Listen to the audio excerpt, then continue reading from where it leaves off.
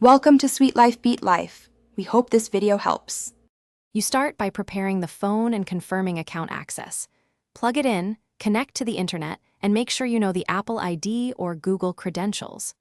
Once done, try the simplest unlocks first, the PIN, pattern, or fingerprint, because that may be all you need. If the device accepts your backup biometric, remove the passcode in settings. If not, proceed immediately to account-based recovery or factory methods to avoid data loss. Now choose the right recovery path. If you control the linked account, sign in to Find My iPhone or Find My Device and choose Erase. This removes the passcode remotely. If not, reboot into recovery mode.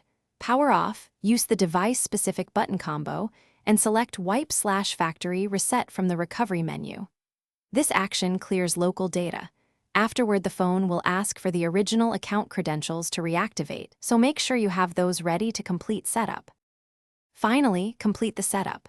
When the phone restarts, sign in with the original Apple ID or Google account to remove activation lock and continue. Once signed in, restore any backups, set a new passcode, and enable biometrics for easier access. If the device asks for an unknown account or stays activation locked, contact the carrier or the manufacturer with proof of purchase. That's the primary troubleshooting tip when account recovery fails and you cannot prove ownership. Thanks for watching. Consider subscribing if we helped you.